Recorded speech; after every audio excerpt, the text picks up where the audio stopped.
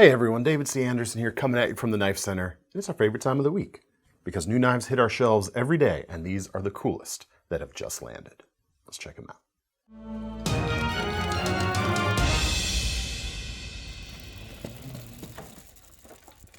All right, first up this week, got a new CIVIVI exclusive to tell you about, and it is a knife I enjoy very much. It is the Vision FG. A knife that made it onto the list of, I think, one of the best new releases last year. And now we've got a version here with some upgraded steel for those of you who want things to be a little bit spicier, shall we say. Coming in at $139, so it's a little more expensive than the Nitro V or the Damascus bladed versions. For that, you're not only getting the carbon fiber that you see here for the handles, but also S35 VN particle metallurgy steel. So really solid stuff. You've got a decent amount of toughness on a thinner blade like this. That can be a bit of a good thing, but you've more importantly got stainlessness and very capable edge retention without being too hard to maintain when it does come time to resharpen it. So really good combination of characteristics right there. And in typical CIVIVI fashion, a very thin, very sharp edge behind it as well. With that high flat grind and appropriate blade thickness, this is going to be a great everyday cutting knife. Very efficient to use. It's also got that Snex Superlock. Snex, of course, being the name of the designer of this knife. And you simply pull back on that bar and you can flick the blade closed in a finger-safe fashion, I should mention as well, which is always nice. You can also flick the blade open. You never have to touch those thumb studs on there if you don't want to. The carbon fiber classes things up a little bit compared to some of the standard G10 versions. And you've got that nice neutral and long shape. So even big hands, no problems with this handle whatsoever. And importantly, versus the WE knife versions of this design, side-mounted deep carry pocket clip rather than the tail-mounted design of that more expensive sibling of this knife, which makes it a little bit easier to pocket for folks. And yes, it is reversible as well. So this is a completely symmetrical knife, ambidextrous in its operation. Righties or lefties, no problem. Very cool shape. It's striking, it's got something unique to it, and also good for working on surfaces as well, thanks to this drop to the edge and the upward sweep of it. If you wanted to get down on, say, a cutting board or something like that, you could do it. In fact, that was kind of some of the inspiration behind the original design, but it's gonna work pretty well all over the place too, not just in those scenarios. So there you go, check it out. Knife Center exclusive, $138.98 to be exact, right now at the link below. Next up, we've got a new Jack Wolf release. This is actually dropping tomorrow, the day after this video initially posts, and it is the return of the Midnight Jack. It's been a couple years since this was originally released. There have been a few tweaks to it this time around, of course. S90V steel for one. I don't think those versions had S90V the first time around. I think those were M390 at the time.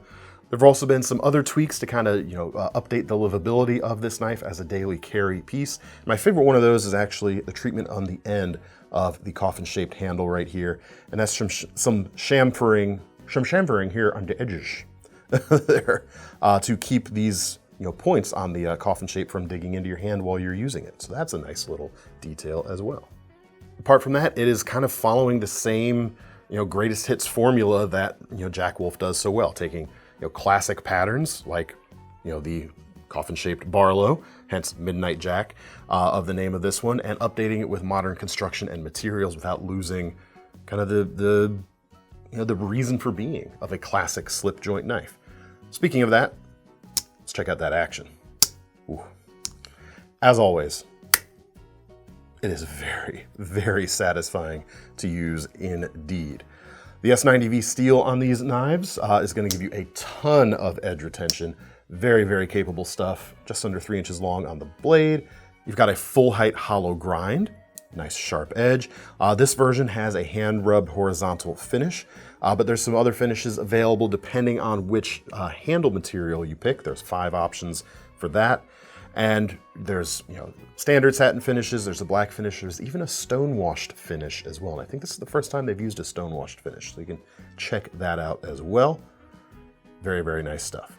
Handles, titanium with integral bolsters, and inlays. This is the Dark Matter Fat Carbon. I think this one personally just spoke to me the most, which is why I picked this one up, but there's some fancier stuff too. There's some crazy resins options available now that are also very, very nice. Or not available now, I should say, available tomorrow. Anyway, unless you're watching this tomorrow, then it is available now. We have no control over time. You know what we say about time being an illusion and all. Here is the aluminum tube accompanying this release with the custom artwork. Very striking stuff as always. Inside you've got a microfiber cloth, a pocket slip, and a nice collectible cardboard disc. For those of you who don't know what a POG is, that's in there as well. They always do a great job with their packaging. Very, very cool stuff. Next up, some Microtech to talk about. I've got three here on the table. Two new collaborations with Reich knives. So these are imported knives. They aren't US made Microtechs, but here they are. This is the Matrix. It makes its return. $465 for this knife. You've got that 3.8 inch blade, or just about, M390 steel here. This version is the fully serrated version for extra ripping power. Really nice details on the blade. I like the crown spine. That's gonna make it nice and comfortable. And the handle, awesome too. Maybe a little less on the neutral front. This kind of holds well in one particular grip, and that's the saber grip that I have right here. The index finger groove here might get in the way if you're trying to do other, like, fine control grips. It's not quite that kind of a beast, so keep that in mind. Carbon fiber inlays on top of a titanium frame lock. This is not a one of those sub frame lock style designs. You can see the titanium there is same part as the back of the liner right there. So I wouldn't call that a liner lock though. I'm just anticipating the comments. Someone's gonna say, well, isn't it a liner lock then? I wouldn't say so, because it's really thick titanium right there, and then it's milled down and out to make space for that inlay. Actually, there's the view of it right there on the front leading edge, so you can see what's going on. Awesome deep carry milled pocket clip here from the back. The glass breaker there on the end, however, means it doesn't completely disappear in the pocket when it is pocketed thusly, but I like that it's tail mounted and reversible. Nice touch. I also like the ball bearing on the pinch point too. Also a nice touch, and the hidden lanyard slot there. All good stuff. Let's check out the flipping action, shall we? Reich made, ball bearings in the pivot. As anticipated, there are no problems in the flip or the flick whatsoever. If that's a little bit too large for you, we've got the Socom Bravo Minis from Reich Knives, and here they are. Two blade shapes with varying degrees of serrations available if you wish them. You got the drop point and the Tonto version right here. These are running about $325. As far as I know, actually, the internet will prove me wrong. Someone out there will know. Looking forward to it. I can't recall ever seeing a US-made Microtech version of the Bravo Mini. The blade's just under 3.5 inches long, about 1/8 of an inch shy of that. I'm used to seeing the full-size Bravo Socoms, but I don't know if I've ever seen a Mini. Let me know in the comments. Or could I ask our Microtech guy upstairs? He would know. But anyway, they certainly don't make any Socoms frequently here in the US, so this is a way to get your hands on them. You've got M390 steel here as well, I said that right, $325 for them. Titanium handles with that same kind of frame lock styling or construction as on the Matrix, and the carbon fiber inlays. Nice compact handle, yet I can still get a full 4-finger grip on it. It says this is a 3.5 inch knife, or like I said, just about 1/8 of an inch shy of that, but it doesn't feel big in a way. And I don't mean that in a disparaging sense. Like, this is a knife that with that amount of length does not, bulk out for you. It's not all roided up. Instead, it's something that's gonna be a little, perhaps easier to carry day to day. We've got the tip up pocket clip on these knives, and let's check out the action here. Excellent. Ball bearings in the pivot there as well. Nice big thumb studs for grabbing onto. Nice plate here, or nice shape here at the back for pushing into it with your thumb. You can really get some leverage on that blade when you need it. Let's try, I was gonna say, let's try the reverse flick, but you can't actually get to that fullered section when the blade is closed. There you can see what's going on. Yeah, really tiny fingers if you're able to do that. So there you go. A couple versions of these are still in stock at the time we're filming this. May or may not be by Thursday when this video goes up, but there should be some more availability of them. Just keep an eye out on the site and our Instagram, all of that sort of thing. We'll leave a link to our Instagram profile down below as well. Oh, I should mention also before we move on, the serrated versions of these knives add a little bit of cost, $332 for this partially serrated version. Do we have any full serrated versions in stock at the moment? Pause while I'm checking here. Yeah, $339 for the full serrated versions. Next up is actually a restock, but it's the first time it's been in stock since the first day we put them in stock. So we get to talk about the Kershaw Bel Air again. Really great combination or cross-section of features and price and country of origin too. For a US-made crossbar locking knife with aluminum handles and a Magna Cut steel blade, 150 bucks for this bad boy right here. Just out of bounds. That's phenomenal.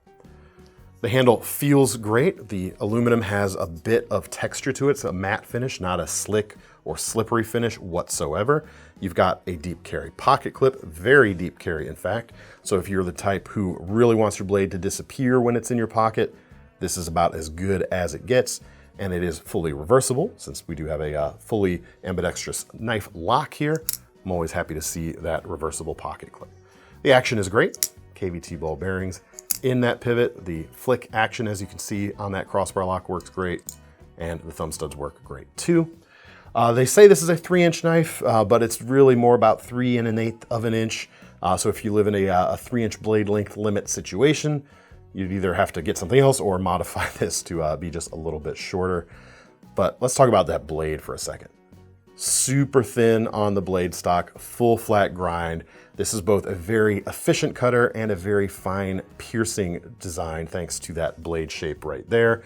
Magna Cut steel, very well rounded. It is stainless, it holds an edge a long time, and it is quite tough. It is, however, a very thin blade all the same. Keep that in mind. Any steel this thin is not going to be indestructible no matter what material you throw behind it. I don't think I'd be stabbing this into a tree and using it as a stair step like you could with some really thick survival knives or anything like that. Really, this is all about precision cutting, and where that toughness comes in, where you're really going to appreciate that, is on the edge itself. It's going to be much less likely to chip or deform because of the inherent material there. So that's a very cool thing. Check them out. Back in stock. While they're back in stock. And they're gone. Let's hope not. Now, inevitably, even though the blade shape is definitely different, there are going to be folks who will compare this or want to contrast it with something like the Benchmade Bugout, and that's fair. So I've got a new one here to show you right next to it, which that's actually kind of a fortuitous combination of colors going on here. This is a new Bugout released just today, and as you can see, it is a little bit larger than the Bel Air. You've got a little bit more length on the blade, handles, a little bit more grippable area as well going on right there. Going to be a little bit lighter too, but you're going to give up some of the rigidity of the aluminum as a result, of course. Famously, the Bugout, standard Bugout, comes in at like 1.8 ounces. This version right here, I actually really like this combination of colors going on. I like the kind of off-white Grivory handles. They're calling it tan, which is fair because that's what it is, with the stone-washed blade, gold accents. Very, very nice. 171 bucks for this. Nice action right out of the box, and very slicey blade as well. Honestly, there's a reason things like the Bel Air and other knives are so often compared to the Bugout. Even though it didn't do anything completely revolutionary when it was released, it hit at just the right moment, and it was doing things a little bit differently than most other production companies at the time, and it's kind of spawned its own class of knife in today's market. There's, the Bugout class of competition out there, so that's just what it is. It's a very slicey blade, it's very easy to carry, it's nice and slim, but classic looking as well. Nice ambidextrous action with the axis lock, reversible clip, just a solid everyday carry pocket knife. There's a new limited edition of the Mini Bugout, also released earlier today. One of their seasonal colors. This is the crushed silver Cerakote blade with a sage green handle. Also 171 bucks according to the website right now. It's interesting. Mini Bugout has a sub 3-inch blade that's about 2.8 inches. The blade thickness itself is not actually any thinner. And as such, because of the shorter height of the blade, the actual cutting angles of the Mini are a little bit thicker than on the full size, but you get that smaller size to make it easier to carry around and even lighter weight. 1.5 ounces, I believe, is how much these Minis weigh. Other than that, it's kind of the same great stuff. Reversible deep carry clip, gold accents on this one as well. Action. Yeah, sometimes these are a little harder to be smooth right out of the box until they've broken in because of the shorter blade length and therefore less mass to swing around. But this one's doing just fine indeed. There you go. Next up, something in very similar size, the newest Ben Peterson design, and the first Ben Peterson design released with MKM. The Yipper is here now, $139, about $140 for these. Made in Italy with a 2.83-inch blade. How does that compare, shall we say, to the Mini Bugout? Man, check that out. So yeah, you've got more sharpened edge on the Yipper, and you've got more handle to actually grip onto. I can get kind of a 3.5 finger grip on the Yipper handle, but for me, the Mini Bugout is kind of a 3-finger knife. Interesting. You've also got MagnaCut steel on this Yipper too, so very well-rounded set of characteristics as we've already discussed. You've also got a deep carry pocket clip protruding a bit above the handle, just like that Bel Air we talked about a moment ago. And you've got reversibility with a blockout plate with flush-mounted screws on the front side to hide the pocket, because this is a pocketed deep carry clip, so very nice in and out of the pocket. G10 handles are blue or black, depending on which, and they are micro-milled with a diagonal texture, gives you a decent amount of grip. Let's check out the crossbar action. No problems there whatsoever. Ball bearings, MagnaCut steel, very, very nice. Not quite as thin and slicey as the Bel Air. I should mention, since we have the Bel Air here to compare it to. In fact, there it is. But still, a very, very nice knife indeed. I like the handle though. Like, that's actually kind of my favorite part of this, honestly. It has a neutrality to it. It still maintains those Ben Peterson kind of design cues, and it works for bigger hands when needed, but it's nice and compact for when you just want to go about your business. All right, let's talk about a modern, small folding pocket knife that has probably achieved a bit of kind of classic recognition at this point, but isn't talked about as much as it once was because of the influx of other, small, affordable knives out there. It is the Ontario Rat 2, and we've now got the red version. And for those of you who already know what the red version means, it means we've got S35 VN steel on this knife as well, rather than the D2 or AUS 8 that the standard versions come with. So earlier this year, or last year, they came out with the red Rat 1, same red G10 and S35 configuration. They kind of sold through the first batch really, really quickly. And then Ontario got bought out by Blue Ridge Knives, who fortunately are still able to keep all the overseas stuff going pretty much without interruption. And as such, the Red Rat 2 must have already been in the works, because here it is. About $95 going on here, 3-inch blade, S35 VN, drop point, full flat grind. It's just a great little slicey, versatile blade after all. Still does that good Rat 2 stuff. Handle also works for big hands or small. It's a 3 to 3.5 finger grip for me in a standard grip, or in a standard fashion with my finger behind this index finger protection zone. But there's also a index finger free speech zone here, right at the front. Let's call it that, where you've got that space around the pivot. You could grip up there with a finger if you want to. That's usually kind of no real problem there. Or if you kind of bridge the point with your index finger, for me, I'm usually able to get a big gorilla grip on a handle like this. As you can see, there's plenty there for when you need the big mitts to get behind the blade. And when you don't, you've just got a nice, thin, versatile blade. 4-position pocket clip for all your preferences, or whatever your preferences, I should say. Nice liner lock, washers in the pivot, so you don't have to worry about gunk getting into some ball bearings. Still great flicking action with those thumb studs. It's a classic knife. It deserves everything it has earned. And it's cool to see a new version like this still showing up and doing the good work. Keeping the red and black theme going, I've actually got more Kershaw to talk about, not just the Bel Air. We've got a new version of their Livewire OTF, which was one of the best-selling knives last year. Kind of took everyone by surprise because it was an unexpected knife for Kershaw in the first place, their first out-the-front automatic, and man, if it didn't do great things. $240 for this 3.3-inch Magna Cut steel blade. This is the spear point style with the nice full flat grind and long swedge. Nice faceted handle here, matte diskin design going on, and great OTF action. Very, very good stuff indeed. The red aluminum looks great. You've got that deep carry pocket clip here. Comes in at an angle, but don't let that fool you. It actually works perfectly well, and it is perfectly reversible for a deep carry pocketability as well. Really, really sweet. Don't need to spend too much more time on this because it's just really sweet. It's just really good. More of the new Kershaw designs that were released this year have also been restocked finally. The Layup. This is a very nice shape, actually. I'm really happy with the overall utility of this pattern. $55, 3.5-inch D2 blade. Is that a drop or a clip point? That's technically a drop point. It's very subtle, but it's there. I like that. High flat grind and a swedge. Nice thin blade stock. And that's actually a bit of a theme that we're seeing on this and the other more affordable Kershaws we're about to show, is that emphasis on the thinner blades for extra slicing capability. I like that.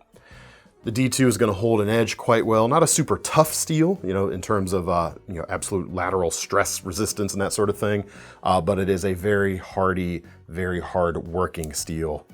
Should hold an edge very nicely, and at this price range, it's kind of hard to get any better in terms of edge retention. The handle may appear simple, but it's one of those designs that's just going to work for a lot of different hand sizes. Injection molded with a bit of an orange peel texture going on. Feels pretty good.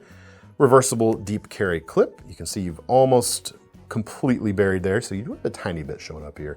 And the crossbar lock. Kershaw calls theirs the Duralock, I should mention, in all fairness. And this is an assisted opening crossbar locking knife.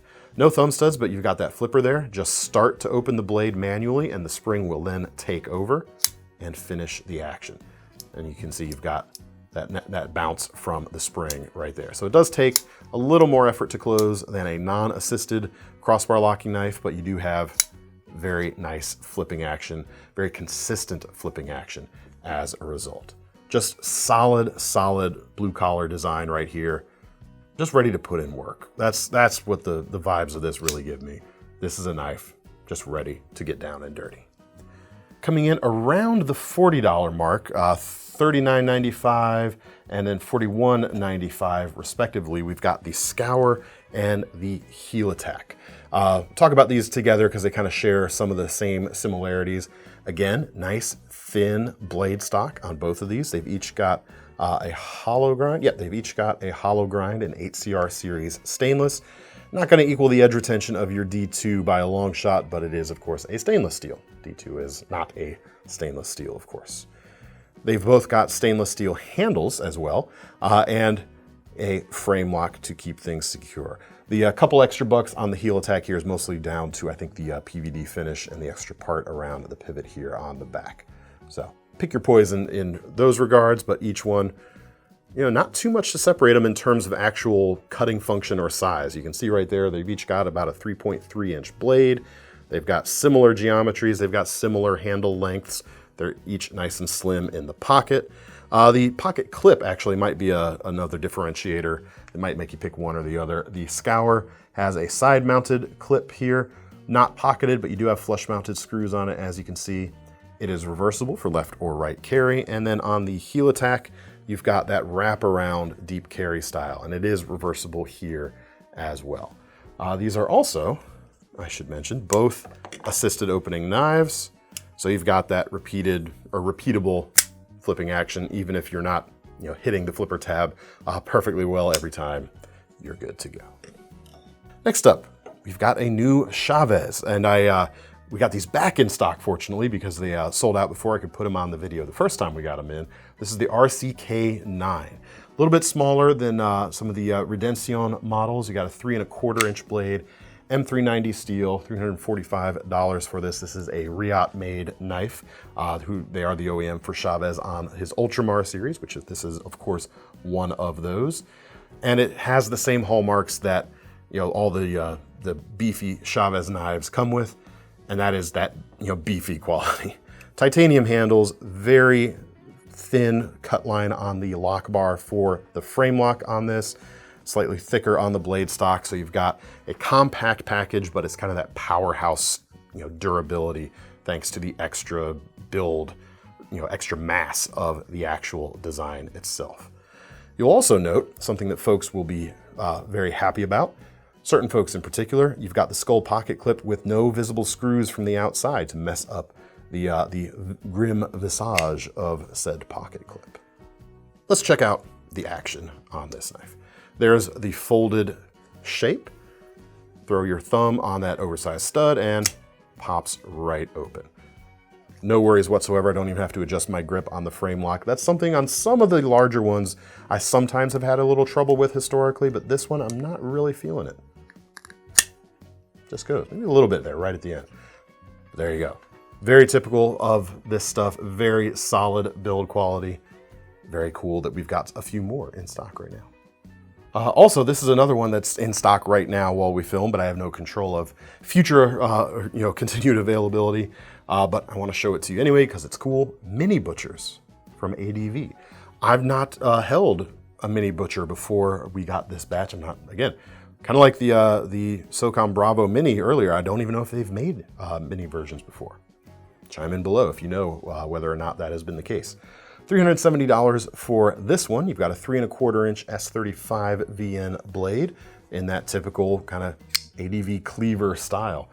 Technically, website calls it a Wharncliffe. I'd probably call it more of a sheep's foot myself, but now we're getting into semantics. It's definitely not a reverse Tonto, Thomas. It is kind of cheese knife, though. It is a little bit cheese knife. Let's check out the flipping action. There's ball bearings in the pivot here. Nice and snappy. Let's check out if we can do the reverse flick. Yeah, no real issues there. Let me do it, see if we can get a little better. Yeah, no problems at all. Titanium handles, of course. You've got the frame lock. You've got the nice milled pocket clip going on. You've even got, even though you can't see it from the top, you still do have that roller, like Zamboni style clip. Let's call it that. That's a brand name though, isn't it? I think so. Yeah. Ice flattener. You still game halftime show. You've still got that going on right there. It's a cool shape. A lot of the ADV stuff is kind of big and bodacious and overdrawn, like just big, and that's the charm of it. But that makes it harder for a lot of folks to carry. So you've still got a bit of that kind of bigness here, but definitely not too big to carry. It's bigness in the attitude, not in the actual dimensions. Still makes an impression though, that is for sure. Check out the other color variations. We've got a few left in stock right now as we're filming this video, like I said. We'll link to them, or at least the ADV brand page right down below. All right, next up, we've got a few Bestechs to talk about. The Nyxie 3 is the first one here. New collaboration with Todd Knife and Tool. $230 for this one. I think the full plain titanium one starts at about $221, but this version has the upgraded front handle scale. This is the marbled, front handle, not a scale, front handle slab, marbled carbon fiber here. And there's some other even more expensive versions also that you could check out that get a little fancier. This one has a 3-inch S35 VN blade.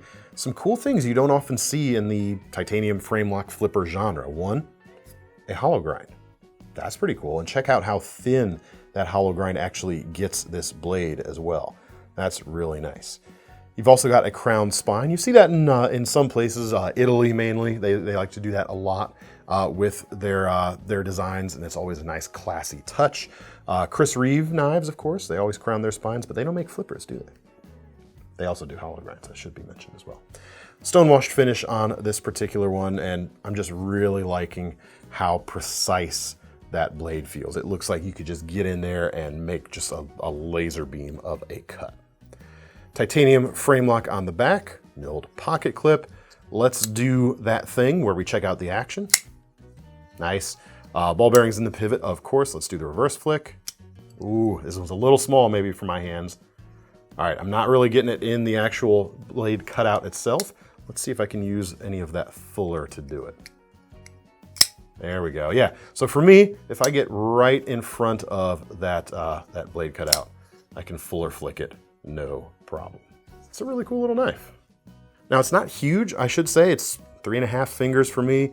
And yeah, you've got a finger choil that you could get up there on, and I do appreciate that the sharpened edge doesn't go all the way through the choil, so it makes it a little bit more safe feeling, but my fingers are maybe a little bit too large for it. You can see there, not unusably so, but kinda, like almost just. So if you do have smaller hands, this might be a little more useful to you, that choil function right there. But if not, I could use this all day without ever getting up there, at least not with a fingertip at the very least, so check it out.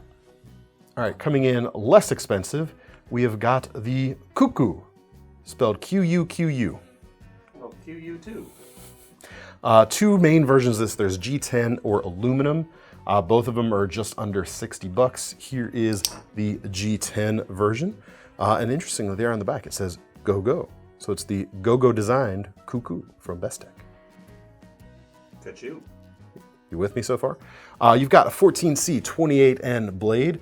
Really like this stuff on the affordable side of things. I love how tough it is for a stainless steel. I love that it takes a very fine edge quite easily. Not gonna hold an edge forever, but it's always been very respectable and very usable as far as I'm concerned. So I'm glad we're seeing more and more of it these days. This is no exception. 2.2 inches on that blade. And if they'd done like a full flat grind on this, it could have been a more efficient style or a more efficient cutting experience, but then you'd lose this kind of cool dagger style look. Now the backside is not quite thin enough where you could go put an edge on there and it would be like nice. It'd be a really thick edge if you did it, but you still have that same vibe, the vibes of a double-edged dagger. And the vibes in the handle here, just put it over the top. I really like it. Actually, let's show the aluminum version I have here. You'll get a better appreciation for the shape and the milling going on, I think.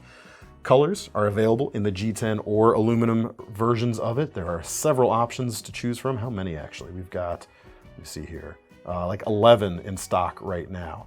Or one of them is out of stock, but 11 to choose from in any case. You can always pre-order that other one. And a few different blade finishes. It's really nice. I love the close profile, honestly. It has, almost looks like an insect, like a beetle or something. It's really cool. Button lock on it. You can do that flicky thing.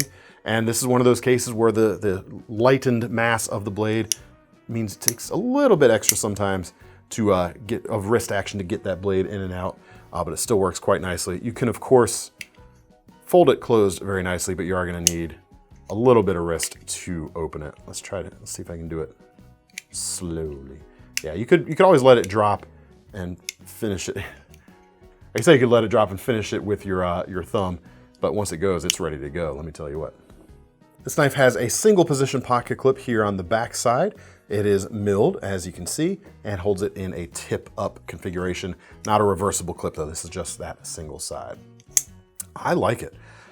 And last, but certainly not least, we've got a new version of the banana peel folder from Woodsmonkey, owned by LT Wright, of course. $154 for this one, 2.5 inch MagnaCut clip point blade here, twist pattern micarta scales, not scales, they're full on slabs, micarta handles here. And the whole cool thing behind the banana peel series from Woodsmonkey and LT Wright is they are modular. They are able to be taken apart and parts swapped around intentionally easily between one to the next. So you can buy the full set here. They will occasionally make scale sets, or sometimes I think individual blades even available, or you can swap things around with versions you already have.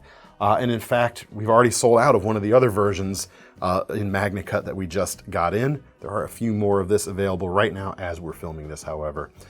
You've got a 2.5-inch blade. The MagnaCut is going to perform great, as mentioned, and it is not locking.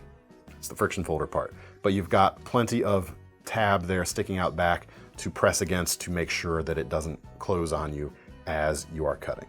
Full flat grind is also going to help in that cutting action as well.